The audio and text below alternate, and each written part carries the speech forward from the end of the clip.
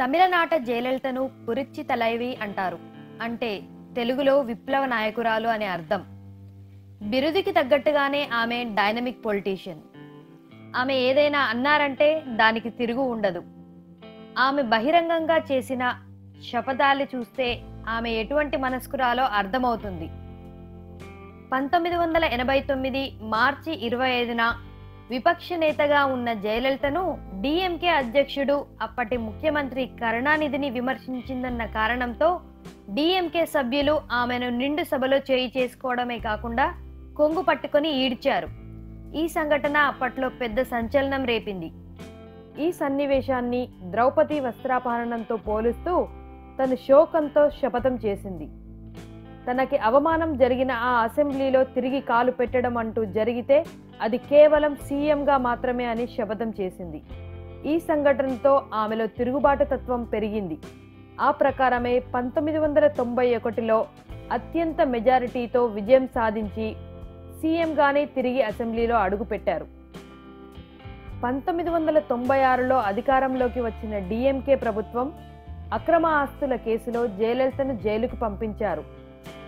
Jail నుండి బయటకు వచ్చాక నేను ఎక్కడికైతే వెళ్ళానో నా ప్రత్యర్థుల్ని కూడా అక్కడికే పంపిస్తానని శపథం చేశారు.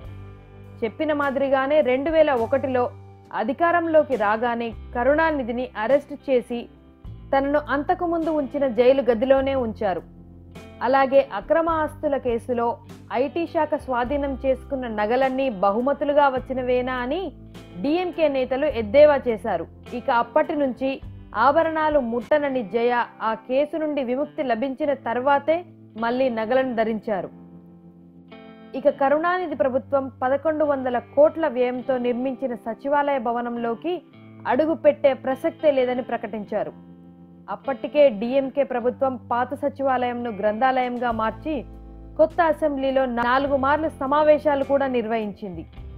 అయినా 2011లో అధికారంలోకి వచ్చిన తర్వాత జయ ఆ గ్రంథాలయాన్ని మళ్ళీ అసెంబ్లీగా మార్చిన తర్వాతే సచివాలయంలోకి అడుగుపెట్టారు. కరుణానిధి కట్టించిన అసెంబ్లీని సూపర్ స్పెషాలిటీ హాస్పిటల్గా మార్చి ప్రజల్లో తనకు వ్యతిరేకత రాకుండా చూసుకున్నారు. ఇది అమ్మ రాజకీయ ప్రస్థానం.